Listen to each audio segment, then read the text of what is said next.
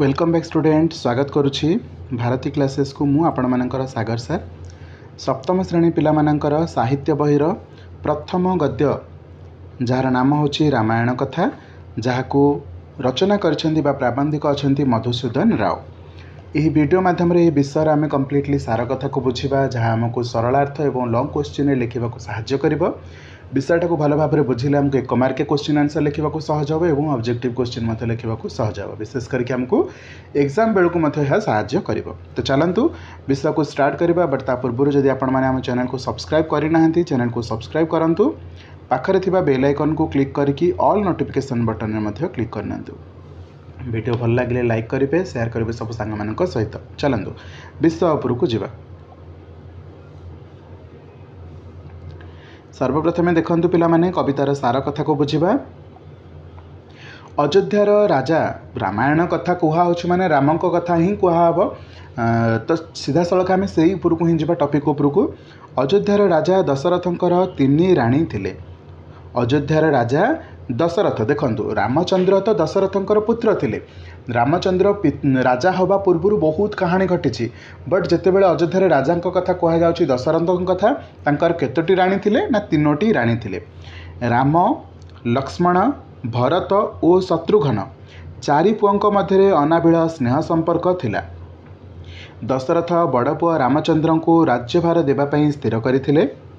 एथिरे प्रजा मानकर आनंदर सीमा मध्य रही नथिला अर्थात प्रजा माने समस्ते खुशी थिले कि रामचंद्र परम पुरुष रामचंद्र ही दशरथंक पर अयोध्यार राजा होबाकू जाउछन्ती समस्ते खुशी थिले।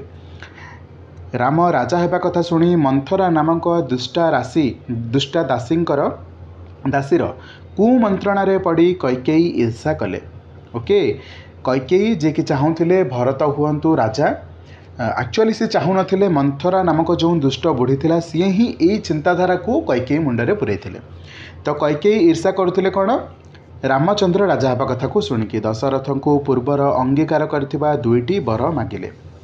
बुझेला प्रथम वरे भरत राजा हेबे और द्वितीय वरे रामचंद्र 14 वर्ष वनवास जीवे। ये 2टी जाक वर को कैकेयी एका संगरे दशरथ को मागिथिले। प्रथम वर कौन थिला ना भरत हेबे अयोध्यार राजा किंतु द्वितीय वर थिला सही समय रामचंद्र मध्य वनवास रे जीवे केते वर्ष ना 14 वर्ष। रामचंद्र पितृसत्य पालन करने को प्रस्तुत हेले जेहेतु मंथरा कथार पड़ी कैकेयी यही भली वर मागिले जहाँकि पूर्वर स्थिर थिला कि आमर अयोध्यार राजा दशरथ कही कि कैकेयी को तुम्हें अवस्था पड़ी जेकोसी वर मत माग मु तुमको देवी। तो यही समय बर्तमान कैकेयी यही 2टी जाक वर मागिबा परे दशरथ ऑब्वियसली देवे कही जेहेतु देले। तो एक कथा शुणिकी रामचंद्र कौन करेंगे पितृंकर कथा पितृंकर सत्यता पालन करेंगे तो प्रस्तुत हेले वनवास जावाक।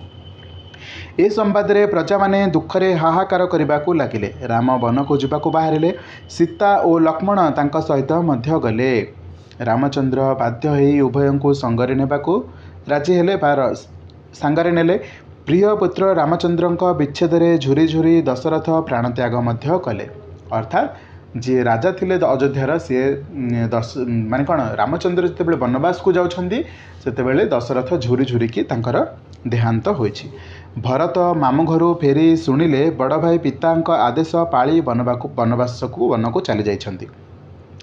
यही समय कौन थे ना भरत जाकि मामू घरे थे से फेरी शुणिले कि रामचंद्र जे कि बड़ भाई थे पिता आदेश को पालन करने को जाकि से वनवास रे जाइछन्ती। भातृभक्त भरतंकर मन घरे लगिला नहीं। भातृभक्त माने कौन भाई प्रति भक्ति थिला भल पाइबा थिला तेणुकर तांकर घरे मन लगिला नहीं। से वन को गले भाई रामचंद्र को फेराई आनिबाकू क्या आनिबाकू राम लक्ष्मण और सीता को आनिबाकू गले। पंचवटी वन रे रामचंद्र सहित तांकर भेट हैला केउ बटरे बा केउ जगार तांकर देखाला भरत एवं रामचंद्रंकर पंचवटी वन रे। अनेक अनुरोध करथिले मध्य रामचंद्र आ फेरबे नहीं बोली कही तांको नाना प्रकार बुझाई फेराई देथिले कहीं से पितृसत्य पालन करने को जाई 14 वर्ष बन रे रहिबे। भरत बड़ भाई रामचंद्रंकर पादुका को सिंहासन रे रखी तांको भली सन्यासी वेश धरी रामचंद्रंक प्रतिनिधि रूपे राज्य पालन कले। अर्थात जेहेतु कैकेयी वर मागिथिले कि भरत हेबे राज्यर राजा बा अयोध्यार राजा तो रामचंद्र मध्य तांकू कहिथिले कि तुमे ही राजा हब किंतु भरत से समय कौन कही कि मु तो राजा हेबी किंतु से पादुका दिंतु जो पादुका आपण पिंधुଛନ୍ତି से पादुका को नहीं मु सिंहासन रे रखिबी जेपर्यंत आपण लेउटिकी न आसी से पर्यंत से राज्यर दायित्व सिना मु नहीं किंतु से राज्यर राजा आपणकर पादुका हेब। तो भरत बड़ भाई रामचंद्र पादुका को सिंहासन में रखी तांको भली सन्यासी वेश धारण कले। कहाँ भली रामचंद्र जेहेतु वनवास अच्छा सन्यासी वेश धारण करछंती एबे भरत मध्य तांको भली सन्यासी वेश धारण करिकी राज्यर दायित्व तुलना कले। राजभोग खाद्य छाड़ी फलमूल खाइले तांकर अपूर्व त्याग जोगु प्रजा माने तांकु मध्य प्रशंसा कले। अर्थात भरतंकु मध्य वर्तमान प्रजा माने प्रशंसा कले कहीं एते बड़ त्याग को देखिक। कौटी रामचंद्र एवं भरतंकर देखाई पंचवटी से जावा। पंचवटी वन में समय लंकापति रावण सीता को कौशल कर चोराई नेला एवं तांकू बहुत मध्य कष्ट देला। पंचवटी वनरू किए क्या चोराई कि नेले आम समस्त जाने दशानन रावण सीता को कौशल करके चोराई कि नेला एवं अनेक कष्ट देला। एणे रामचंद्र और लक्ष्मण सीता को खोजी खोजी निराश हेले। सुग्रीवों संगे मित्रता स्थापन करी तांकर अनुचर वीर हनुमान को सीतांकर ठाब करने को पठाइले। अर्थात से समय राम लक्ष्मण अनेक खोजी सीता माता को पाई ना तो से सीतांकर वीर हनुमान को कौन सुग्रीवों सांगरे छाड़ी कौन पे सीता को खोजापी सीतांकर ठाब नहीं वीर हनुमान फेरिले समस्ते मिसी लंका आक्रमण कर रावण को बद्ध कर सीता को उद्धार कले। नेक्स्ट कौन है आम कहानी को अल्प बहुत समस्ते जाने बास आम केमती उत्तर लिखा से उपस्थापना बुझुचे। अयोध्या को फेरी रामचंद्र राज्यभार ग्रहण कले।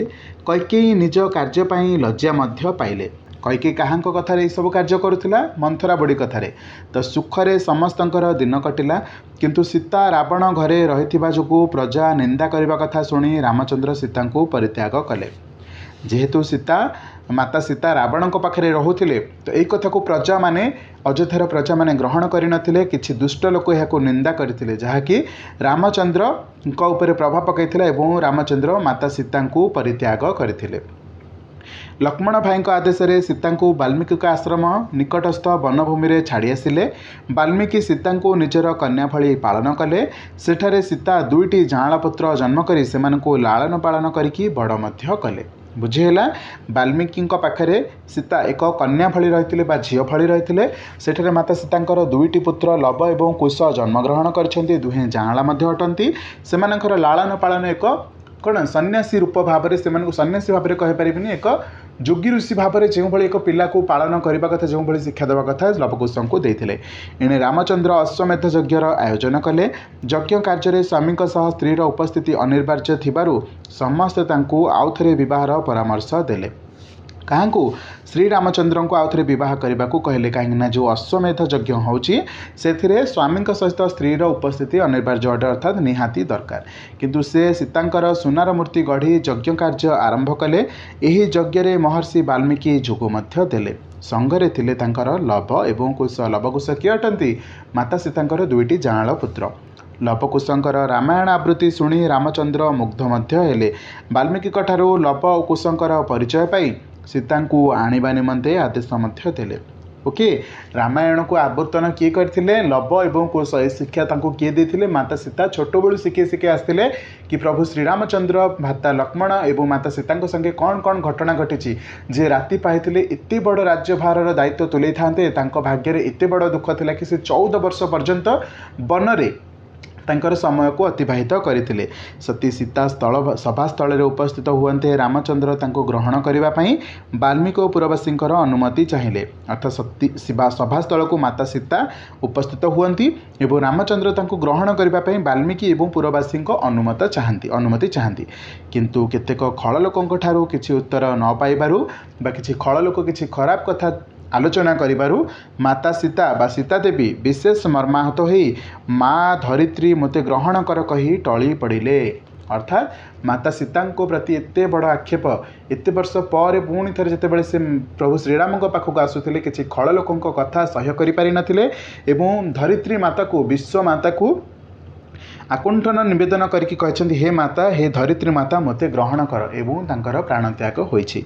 एही भली भाबरे रामायणर कहानीर किछि अंशको एही विषय माध्यम आम आलोचना कले जहाँ आपको अति सुंदर लगी विषय भल भाव बुझी पारि पूरा स्टोरी आपंकर निश्चित भाव में मन थी। ओके यार परवर्ती वीडियो आम ताले कौन आलोचना करबा एही विषय जो ऑब्जेक्टिव माने जो अभ्यास प्रश्न उत्तर अच्छी आपंक बही अच्छे अभ्यास प्रश्न उत्तर से अभ्यास प्रश्न उत्तर को गोटे शॉर्ट आम गोटे वीडियो ही आलोचना करबा। तो चैनल को एबेठारु ही सब्सक्राइब कर रखु निज सांगसाथी मान सहित बहुत मात्रा शेयर करूँ जदि आप चाहते सबुदिन ये चैनल माध्यम सप्तम श्रेणी क्लास रेगुलाली हो तो चैनल को एबेठारु शेयर करके निजे चैनल को सब्सक्राइब करेंगे। बाकी अन्य क्यों सब्जेक्ट जब आप पढ़ा चाहते कमेंट सेक्शन में जन पारे एंड कौन लाइक करेंगे। चलते देखा परवर्ती वीडियो से पर्यंत जय जगन्नाथ।